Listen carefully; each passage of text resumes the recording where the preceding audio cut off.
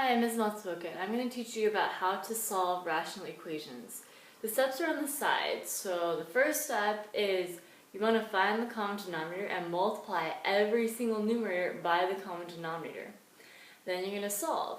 And then lastly, we find the domain in order to make sure that the solution you found was actually in the domain, so that it was actually a valid solution.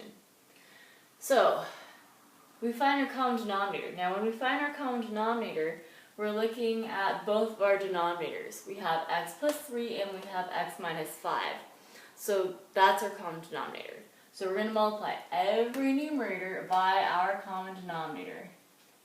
So x plus 3 times x minus 5, x plus 3 times x minus 5, and x plus 3 times x minus 5. Now I know it says it in my steps here, but a lot of people don't remember to do this. So, I want to stress kind of the two most, most common mistakes that I see. A lot of people like to multiply the top and the bottom, and a lot of people like to only multiply by what's missing. Now, I did say that in an earlier video with adding and subtracting rational expressions, but we're solving, so it's going to be a slightly different technique.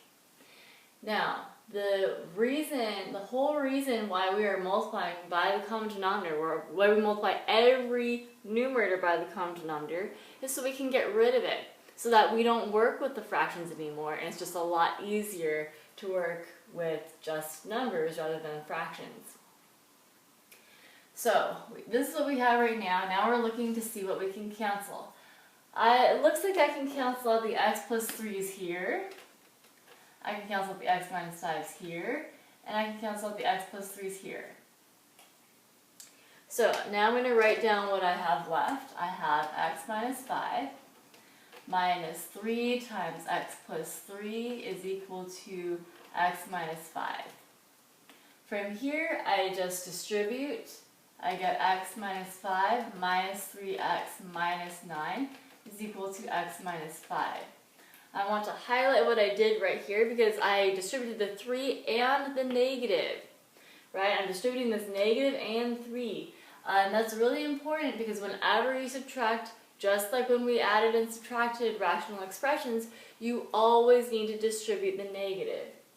Now I'm going to go ahead and solve. So this is going to be negative 2x minus 14 is equal to x minus 5.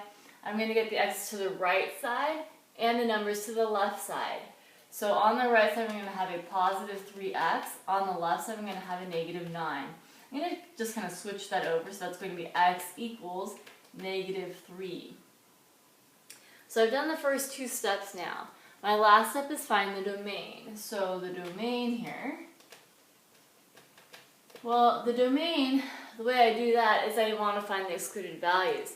To find the excluded values, you need to set the denominators equal to 0. So I have these denominators right here, x plus 3, x minus 5, and x plus 3, and I set each of them equal to 0. So I get x plus 3 equals 0, x minus 5 equals 0, and I don't really need to do this one because I already have it down there. Now I'm just solving. I got x equals negative 3, and x equals positive 5. Well, these are my excluded values. The domain is not equal to those things. So, not equal to and not equal to. So now I'm looking at my answer. It says x equals negative 3. But this tells me right here x cannot equal negative 3. So because x cannot equal negative 3, this is actually not going to be my answer. Because that's no longer an answer, the total solution, I guess, is no solution.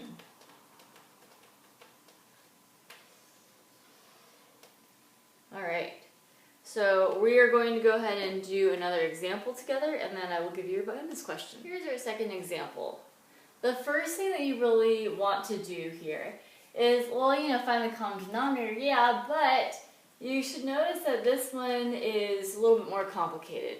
We need to factor that denominator so that it makes it easier to find the common denominator. So I'm going to factor this.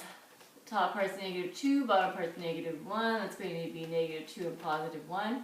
So in total, this part right here is really x minus 2 times x plus 1. Now we're going to look at our common denominators. Well, common denominator here is x minus 2 times x plus 1 because that includes everything. So again, I multiply every single numerator by x minus 2, x plus 1. And again, x minus 2, x plus 1. And lastly, x minus 2, x plus 1. Once more, I am canceling out what I can, which happens to be everything here. Okay, let me use a slightly different colored marker so it's easier to see what I'm doing. So yeah, I'm canceling stuff out here. Okay, I'm canceling these ones out here and those ones out there. Okay, great. Now I'm going to go ahead and multiply everything that wasn't canceled. So the top part here is just 9x. Whoops, not equal, this is a plus. I have this 2x minus 3 times x plus 1 is equal to x plus 4 times x minus 2. So I need to actually multiply these things out. I'm going to do it with FOIL because I think that's the easiest and fastest way to do it. But you can multiply any way you need to. So I get 9x plus 2x squared. That's going to be 2x minus 3x is negative x minus 3 is equal to x squared. That's going to be minus 2x plus 4x is positive 2x minus 8. Now, whenever you have a quadratic, you need to get it to equal 0 in order to solve. So I'm going to move everything over to the left side. So I have 2x squared minus x squared gives me just x squared here. 9x minus x gives me 8x, minus 2x gives me 6x. I have a negative 3 plus 8 gives me a positive 5. Now to solve this, I need to solve it by factoring. So I put the 5 on the top, 6 on the bottom, that's going to be 5 and 1. So I get x plus 5, x plus 1 equals 0. So I end up getting x equals negative 5 and x equals negative 1. So once again, I need to find my domain. So the domain, remember, is the excluded values. I'm setting my denominators equal to 0. So I have x minus 2 equals 0 and x plus 1 equals 0. There's no other denominators that I really have here. So now I just solve. I get x equals 2 and x equals negative 1. So this is x is not equal to 2 and x is not equal to negative 1. My last step is just comparing my domain to my answers, right? So I'm looking to see, if any of them are not actually part of my domain. X equals negative 5. I don't see negative 5 over here, so we're good. Negative 1, I see it right here, so this is not going to be a solution here. So this one, x equals negative 5, is my only solution. I will be right back with your bonus question. And here's your bonus question. Make sure that you are factoring the denominator if that's necessary, and you are following all the steps to the right side. You can always go back through my video and kind of replay parts and pause it where you need to.